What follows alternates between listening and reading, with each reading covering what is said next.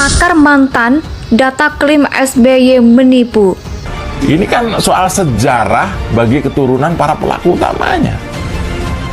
Jangan sampai yang salah bebas berkeliaran malah bisa jahat lagi, sementara yang tidak tahu apa-apa atau sekedar menjalankan perintah atasannya malah sekarang dihukum puluhan tahun. Kasihan kalau itu terjadi. Dan buat Om Riza Ramli, jangan nanggung kalau mau bongkar soal Senturi kalau you memang tahu.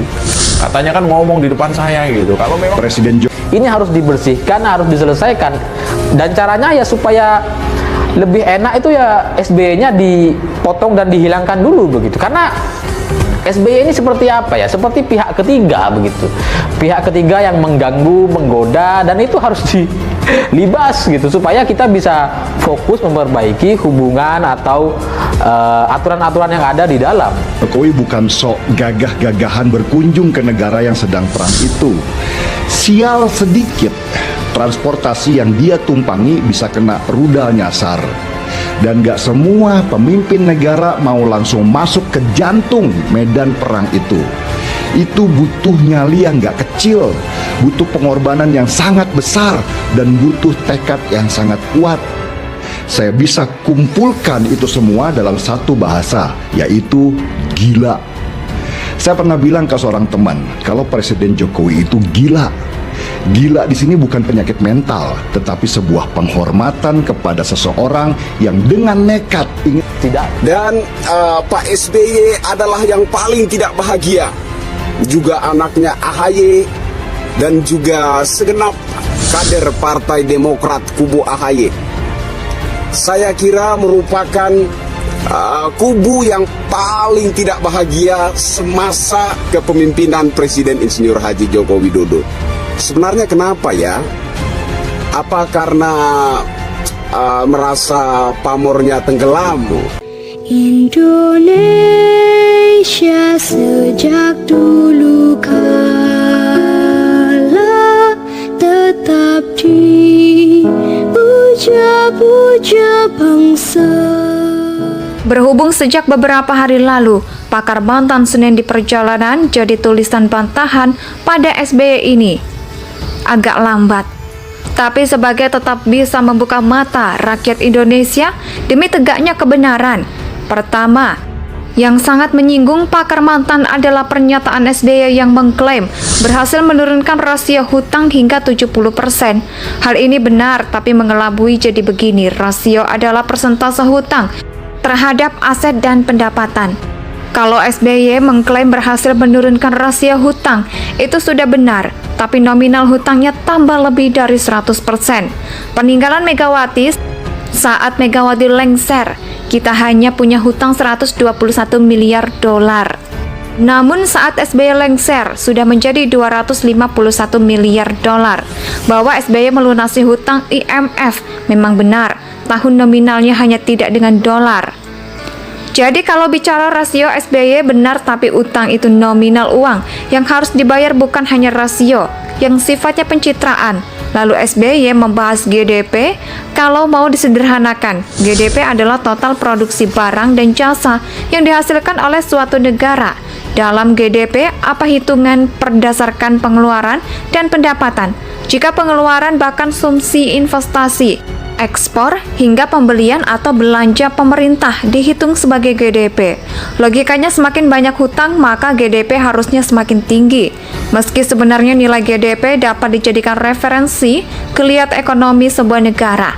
Tapi angkanya juga salah, tidak sampai 7,8%. Beberapa tahun terakhir, karena kebetulan SBY juga mengklaim ekspor di masanya meningkat pesat jika diperhatikan. Indonesia sejak 2012 lebih sering negatif, yaitu artinya jumlah impor jauh lebih besar ketimbang ekspor. Jadi kalau SBY mengklaim nilai ekspor meningkat, bahkan mantan kesulitan untuk menyimpulkannya.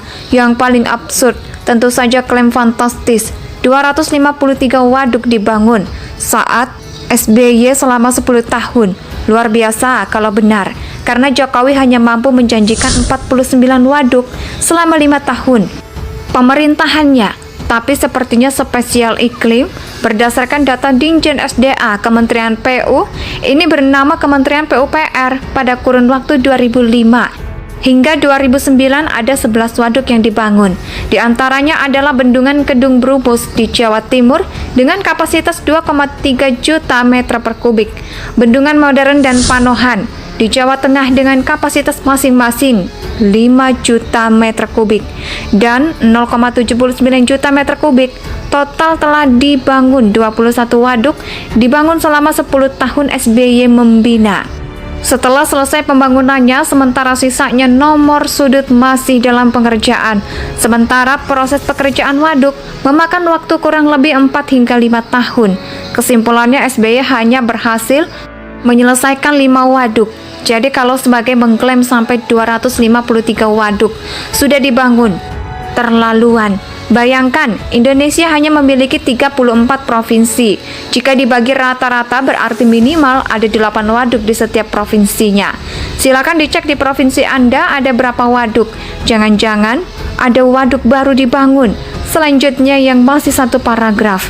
Saya meragukan rilis angka akurat, tapi kalau mengklaim juga berhasil mengurangi pengangguran. Lagi-lagi diklaim yang salah kaprah, karena selama pemerintahan SBY, angka pengangguran cenderung meningkat tajam. Sepanjang 10 tahun SBY, angka pengangguran selalu lebih buruk dari era Megawati. Kalau boleh, pakar mantan jujur statistik pengangguran ini akan menjawab dan melunturkan pencitraan. Hitungan yang dapat membuktikan apakah GDP sudah real atau hanya pencitraan. Tak perlu dihitung lagi karena antar real GDP akan sangat memprihatinkan. Jika 1 miliar pohon per tahun, harusnya setelah 10 tahun ada 10 miliar pohon baru. Menurut catatan BPN, ada pun hektar lahan dibuka untuk kelapa sawit, sehingga inilah yang membuat Indonesia selalu kebakaran dan berasap. Soal terorisme ini memang banyak sudah ditangkap dan ditangani selama masa SBY.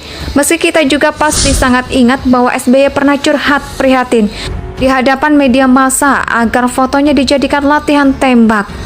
Berhubung sejak beberapa hari lalu, pakar mantan Senin di perjalanan jadi tulisan bantahan pada SBY ini agak lambat. Tapi sebagai tetap bisa membuka mata rakyat Indonesia demi tegaknya kebenaran. Pertama, yang sangat menyinggung pakar mantan adalah pernyataan SBY yang mengklaim berhasil menurunkan rasio hutang hingga 70%. Hal ini benar, tapi mengelabui jadi begini. Rasio adalah persentase hutang terhadap aset dan pendapatan. Kalau SBY mengklaim berhasil menurunkan rasio hutang, itu sudah benar, tapi nominal hutangnya tambah lebih dari 100%. Peninggalan Megawati saat Megawati lengser, kita hanya punya hutang 121 miliar dolar. Namun saat SBY lengser sudah menjadi 251 miliar dolar. Bahwa SBY melunasi hutang IMF memang benar, tahun nominalnya hanya tidak dengan dolar. Jadi kalau bicara rasio SBY benar, tapi utang itu nominal uang yang harus dibayar, bukan hanya rasio yang sifatnya pencitraan. Lalu SBY membahas GDP. Kalau mau disederhanakan, GDP adalah total produksi barang dan jasa yang dihasilkan oleh suatu negara. Dalam GDP, apa hitungan berdasarkan pengeluaran dan pendapatan? Jika pengeluaran bahkan konsumsi, investasi, ekspor, hingga pembelian atau belanja pemerintah dihitung sebagai GDP. Logikanya semakin banyak hutang, maka GDP harusnya semakin tinggi. Meski sebenarnya nilai GDP dapat dijadikan referensi geliat ekonomi sebuah negara, tapi angkanya juga salah, tidak sampai 7,8%. Beberapa tahun terakhir, karena kebetulan SBY juga mengklaim ekspor di masanya meningkat pesat jika diperhatikan. Indonesia sejak 2012 lebih sering negatif, yaitu artinya jumlah impor jauh lebih besar ketimbang ekspor. Jadi kalau SBY mengklaim nilai ekspor meningkat, bahkan mantan kesulitan untuk menyimpulkannya. Yang paling absurd, tentu saja klaim fantastis 253 waduk dibangun saat SBY selama 10 tahun. Luar biasa kalau benar, karena Jokowi hanya mampu menjanjikan 49 waduk selama 5 tahun pemerintahannya. Tapi sepertinya spesial iklim. Berdasarkan data Dinjen SDA Kementerian PU, ini bernama Kementerian PUPR pada kurun waktu 2005 hingga 2009. Indonesia tanah air beta pusaka jaya.